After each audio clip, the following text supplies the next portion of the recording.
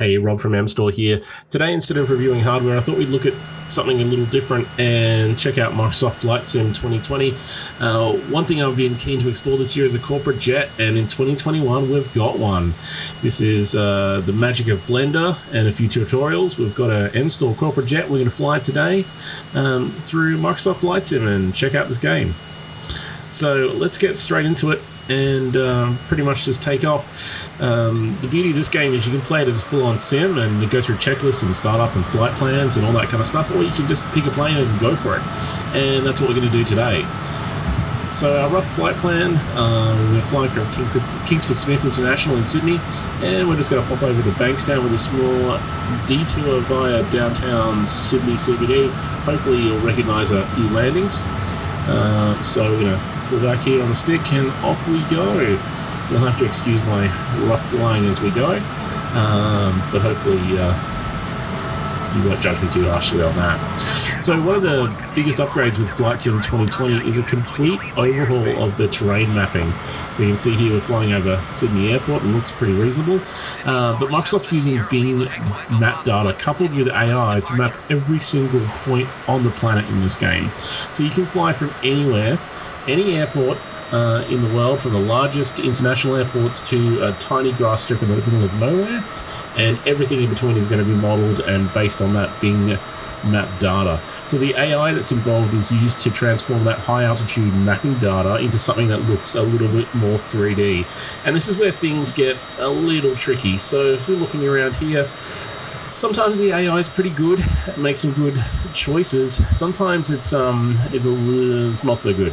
So the worst is we get flat buildings or flat areas. Certainly around Sydney, we may find the football stadium or the SCG is a little bit flat over there.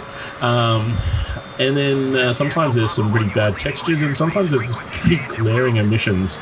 So as we get into the CBD here, you're going to see there's no Centrepoint Tower. Well, it's on the left here, but it's not there at all. And the other thing is our Harbour Bridge is not the Harbour Bridge we know it. The textures are completely wrong on that.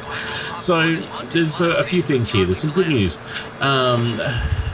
Some of the areas on the map, and we're going to go fly over one in a minute, being the Opera House, are handcrafted. So no AI that gets chucked out, and we handcraft those areas. A human goes in there, gets the model data from something, puts some super accurate textures on it, and makes it look as perfect as it can be in this game. And as we come around, we'll see the Opera House coming into view there. It looks pretty awesome. And without a harbour bridge in the background, Sydney Harbour doesn't really look like Sydney Harbour. It's like what they do in the Matrix to make those background shots of Sydney not look like Sydney. Anyway, the results are pretty good with things like the Opera House, and major landmarks like the Opera House are hand-modelled, as well as a stack of hand-modelled airports. So they look absolutely perfect in every little minute detail, just like you were there, which is pretty awesome. The other nice thing about this game is it has a great marketplace. So there's a built-in spot in the game where we can download free and paid for add-ons, and they give us things like custom trains, new planes, custom liveries, and all sorts of things that we can upgrade as we want to. They're completely optional. You can decide that you don't care about the Harbour Bridge not being there, and the $30 to do the upgrade is far too much, so you're not going to do it. And that's fair enough. It's just up to you what you feel is important in the game.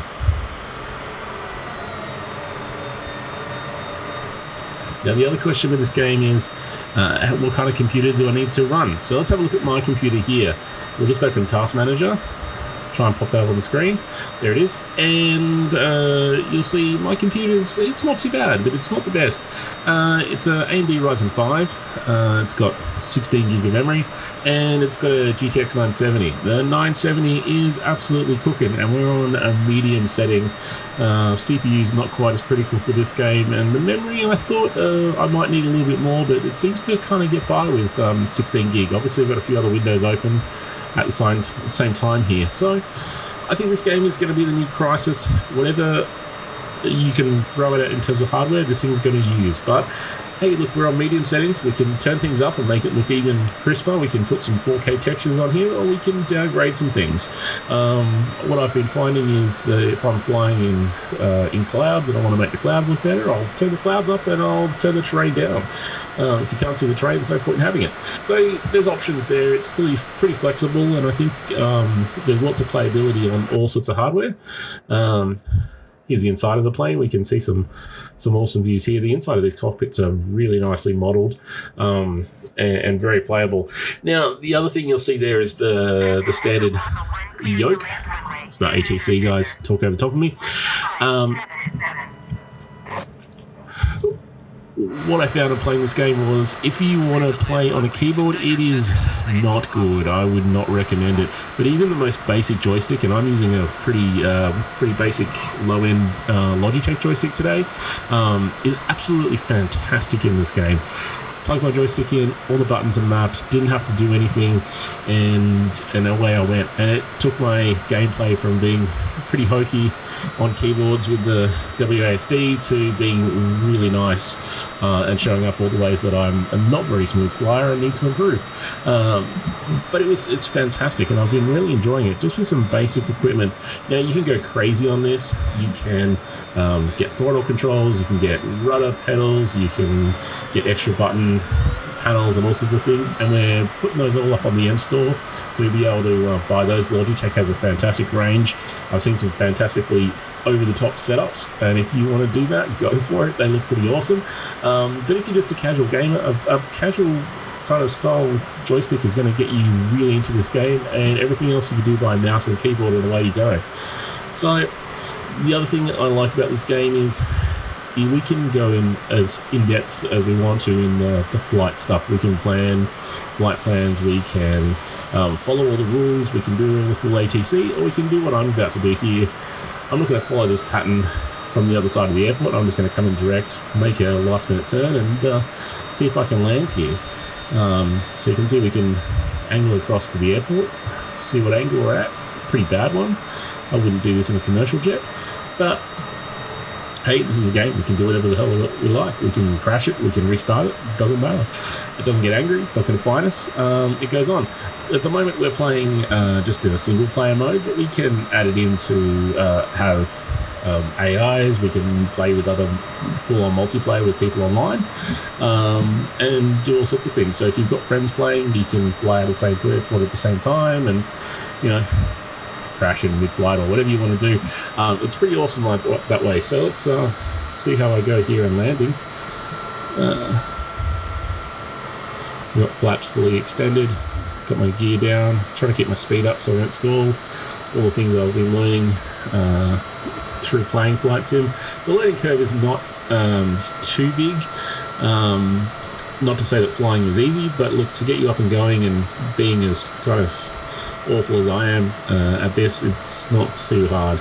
And then from there you just get smoother and better at the landings and flying different planes, and there's absolutely no wind today, so it makes it super easy. If you get into the big 747s with a massive crosswind, I'm sure it's far more difficult when it's fully loaded. Here we come, final approach here. Hopefully they're not going to kangaroo down the runway. I don't have any passengers on board, so they won't complain anyway. And even if they do, I'm going to turn them off. And not a bad little landing. So there you go. Look, check out M Store. We're going to have all the Logitech parts that you might need. Maybe time for a new keyboard, maybe time for a joystick. That's Bankstown Airport. We might do some more flights. I've been thinking about doing some flights out of some of the more regional airports in Australia. But yeah, check us out, mstore.com.au. If you saw your house, let us know. Thanks very much.